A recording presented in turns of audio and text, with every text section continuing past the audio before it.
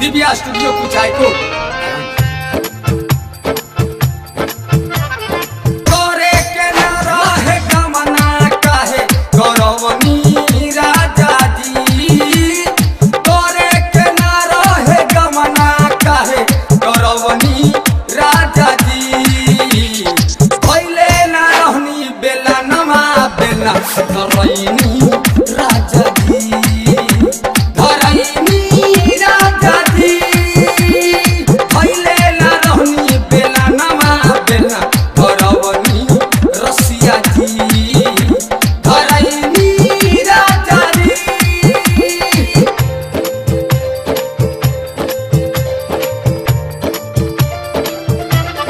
भइले ना रहनी बेला नमा बेला करैनी राजा जी धरैनी राजा जी काचे उमर में ए राजा जी करवनी काहे गवना छोटे छोटे रहे हमरो खेले वाला खिलौना काचे उमर में ए राजा जी करवनी रउआ गवना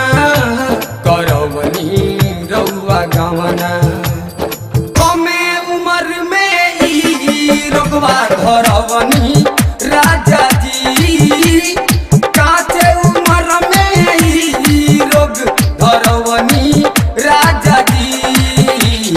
भइले ना रहनी बेला नमा बेला धरैनी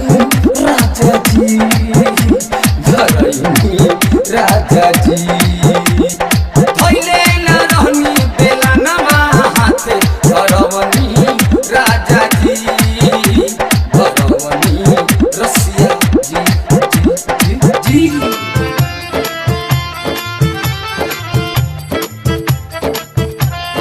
भइले ना रहनी बेला नमा बेला धरैनी राजा जी धरैनी राजा जी निधि तिवारी निर्भय तू साचो बड़ कसाई रसिया राधे श्याम जी हमारा के दिहनी मुआई निधि तिवारी तिरी लोकिता हल्का साचो बड़ कसाई साचो बड़ कसाई दुनु जबनमा देखी के धदैनी राजा जी